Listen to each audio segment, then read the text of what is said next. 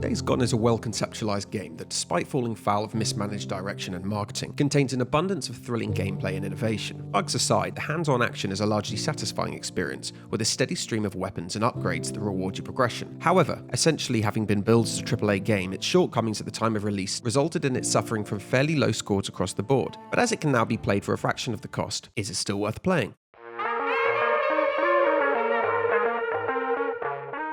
Starting with the basics, you can see how, for a free-roaming RPG, the developers probably thought they were onto something special. And I'm talking about the setup here, the core story, and the surrounding world that allows you as a player to have suspension of disbelief. And I think this is a fundamental part of an open-world experience. At the very least, on paper, Days Gone is off to a good start. So you play as Deacon St. John. Deacon St. John? Is your old man a preacher or something? An ex-soldier turned motorcycle gang enforcer. He loses his wife in the ensuing zombie apocalypse and ends up drifting between survivor camps dotted around the rural hills of Oregon, taking jobs as a bounty hunter and a general fixer. This in turn lays the groundwork for a pretty by-the-book sandbox adventure, mainly set apart by the addition of a motorbike to traverse the world. You call this piece of shit a bike? And the potential to face hundreds of on-screen enemies at once. You'll find yourself completing small jobs in return for camp credit, which funds your arsenal of weaponry, to push further into the unknown and defeat hordes of zombies called freakers, which is fueled by your personal vendetta, and follow a trail of clues found in pre-outbreak medical camps where, as luck would have it, you find injectors that allow you to upgrade your vital stats. All of this exists alongside the overall story progression in which you're searching for your maybe-dead wife. So that's it, that's the setup. The classic RPG objectives obliging you to go here, do this, spend a skill point and buy a new gun actually makes sense in the overall narrative, and it isn't hard to fall into the rhythm of a vagabond biker with a penchant for violence before too long.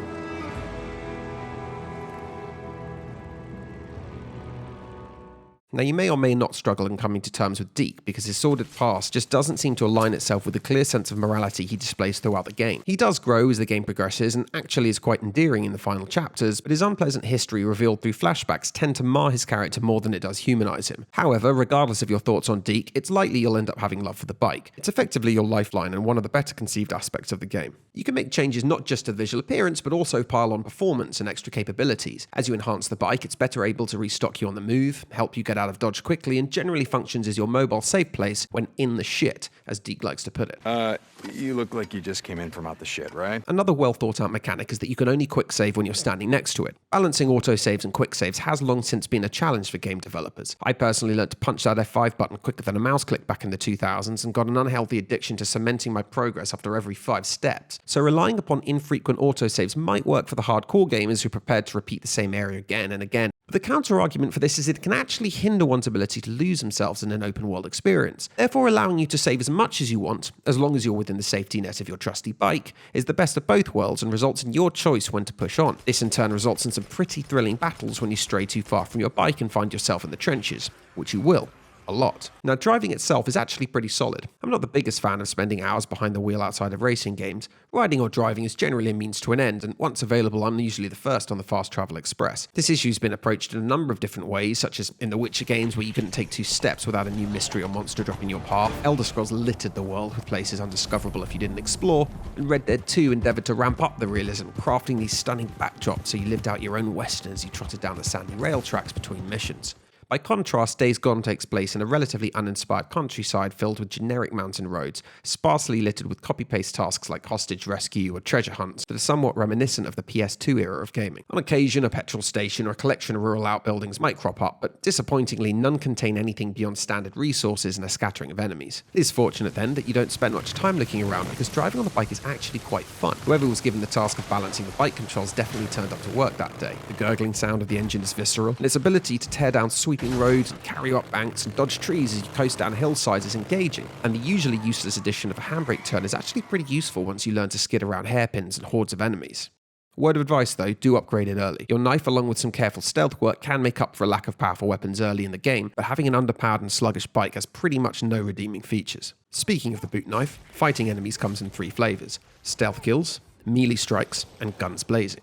Stealth is forced upon you during a handful of uninspired story missions, which, surprise, surprise, is kind of boring. But when you get the choice, there's a certain satisfaction that comes from successfully thinning the herd before you finally get spotted and the carnage ensues. Okay, here we go. It's a standard affair. You can creep, walk, or even run up from behind with relative ease thanks to their narrow field of vision. Tap triangle and initiate a gratifying takedown. The game isn't particularly sadistic per se, which I think is a plus for casual gamers, but the protagonist does cut down his enemies with a cartoonish level of gusto. It's okay, because they're zombies, or freakers if you can be bothered with the in-game lingo. The melee is, without question, one of the areas that the game shines. You can pick up fence posts or baseball bats and so on, and pulling on the right trigger immediately whips it out and bashes the nearest enemy. Later on, you can strap bits of metal to it to significantly increase damage. While the item does lose durability through use, this can be repaired by scrap. Scrap can be found about the place, but most often by prizing open the bonnets of scattered cars in an animation that never gets old. God damn, I love that sound.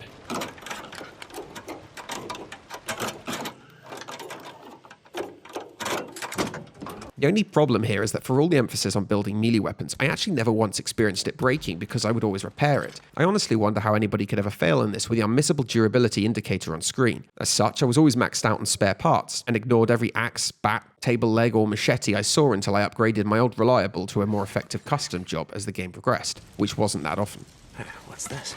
But lack of variety aside, the action of cutting, bashing, ripping, cracking, whapping freakers is, without question, extremely satisfying. The animations are pretty flawless, the modelling of the weapons stand up under close scrutiny, and the sound effects pack a punch. You'll regularly find yourself facing a small group of enemies who aren't worth the hassle of breaking out the guns, and who, with some practice rolling, you can dispatch without taking any damage. Against larger groups of enemies, the time it takes to swing renders it useless, if not dangerous to use, but that works in the game's favour as it encourages you to once again step up to the next method of dispatching enemies: the loud way.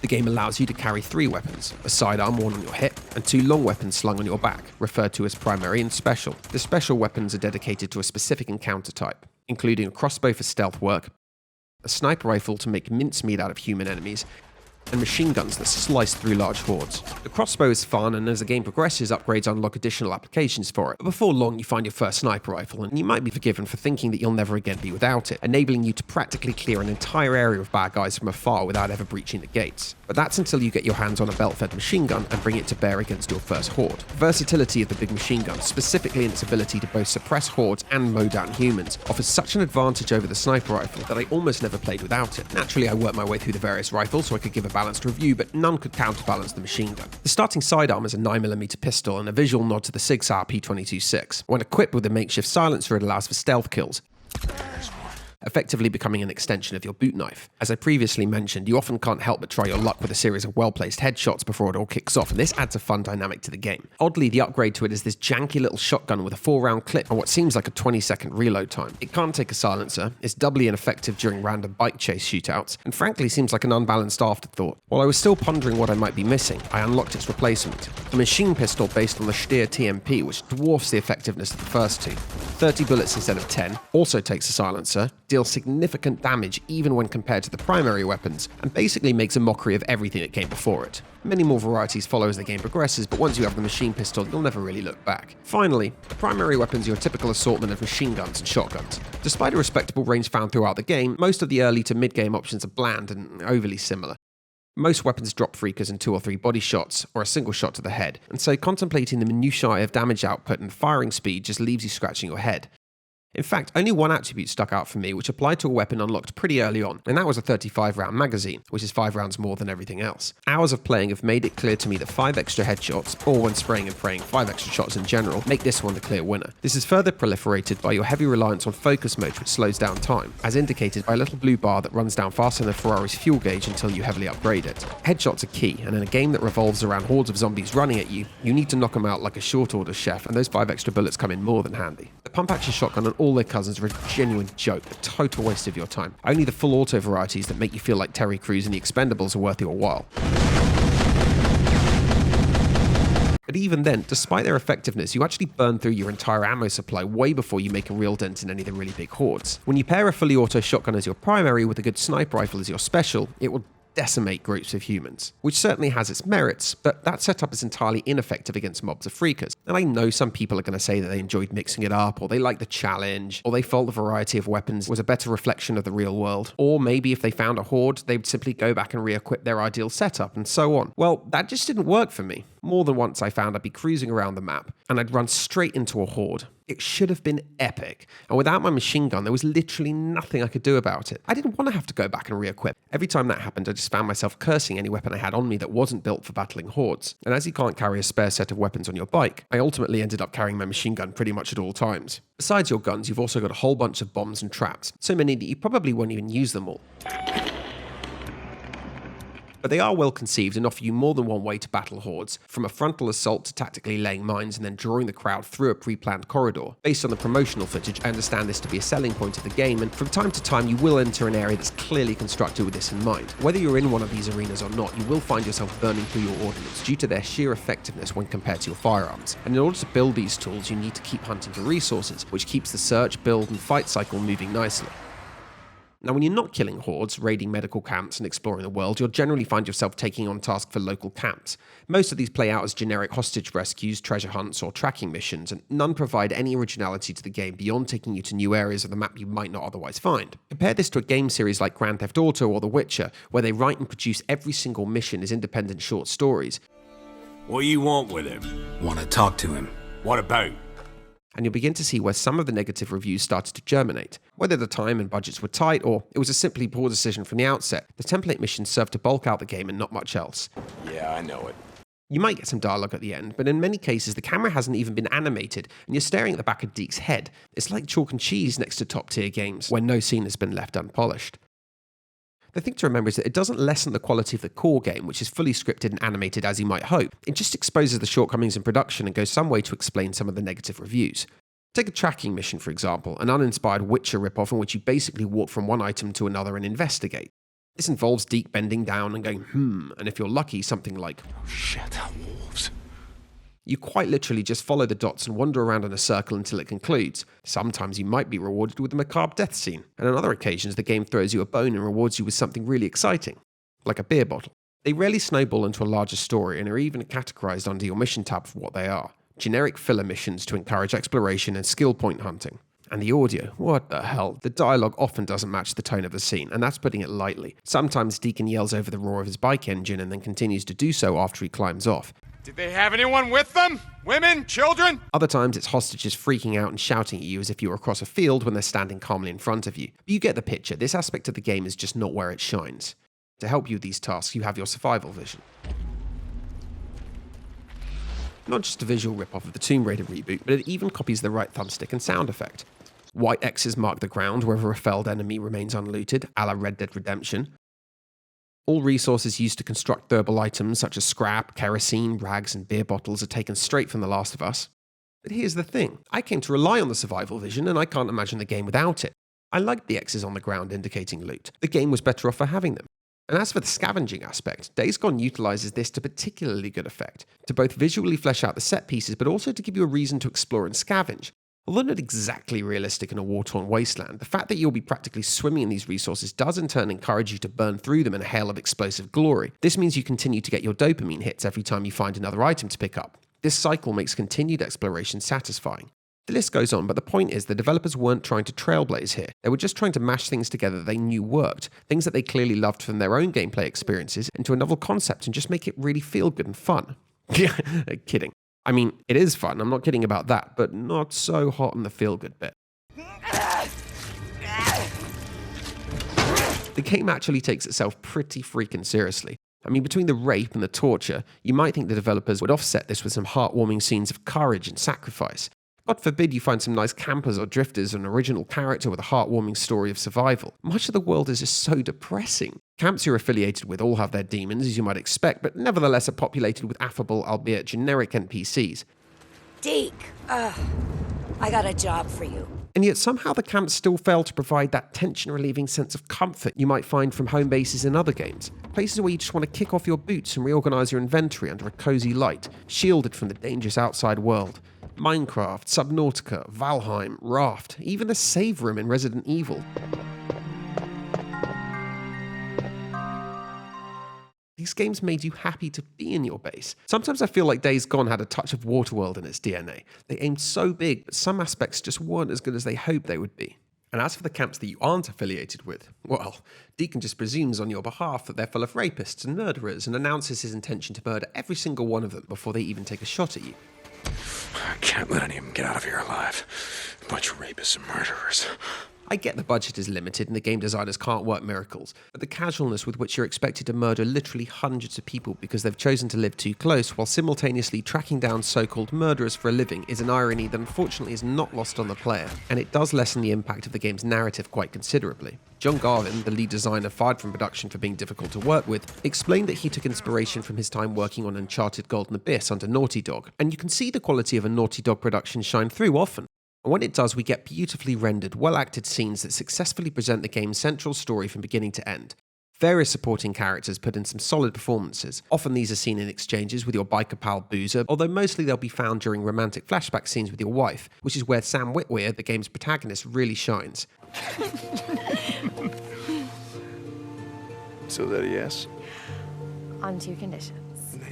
This is coupled to a genuinely wonderful soundtrack which ranges from uplifting melodies through to memorable and haunting chords. I can't underscore enough that the soundtrack and the music to this game really are great. Witwer got famously emotional during an interview in which he reflected on the game's slow-burning nature, and how many reviewers fail to devote the time required to fully appreciate the game's merits, and in this, I agree. The horde mechanics and skill tree are more than enough to keep you amused for the first half of the game, and the story can then take its time to hook you in, which is how it played out for me.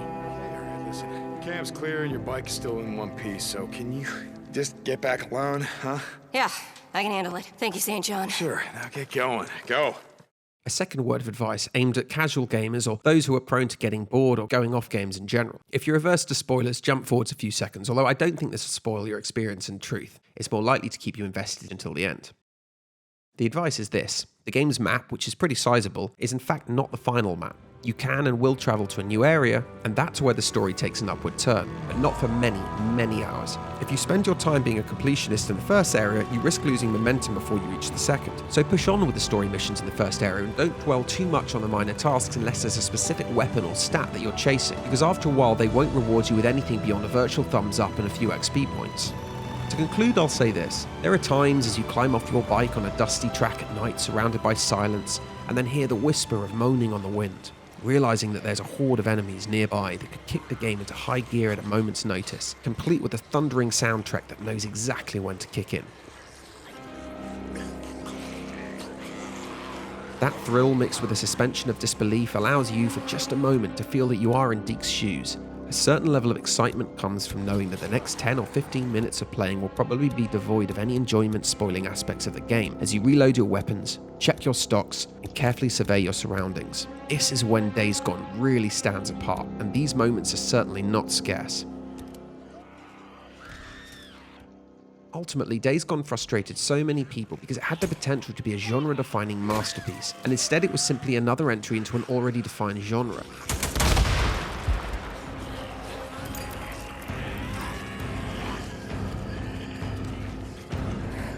If you're a nitpicker, of course you'll find your flaws. There are too many to miss. But then I ask myself, how is it possible I played so much of this game without it becoming a chore? And the answer is that for all the cringeworthy and incompetent writing, for which you can mostly laugh or roll your eyes at, after grinding through the mundane, which is something that you're likely experienced at anyway if you've been gaming for long enough, and for the shortcomings in production that come and go, then at some point, you'll realize that the merits actually outweigh the flaws. Visceral sound effects, uplifting music, well-designed and carefully balanced mechanics, a solid variety of tools at your disposal, and a potentially staggering number of enemies to engage with, up to 500 when the game isn't pulling its punches. When it's bad, it's a bit boring and forgettable.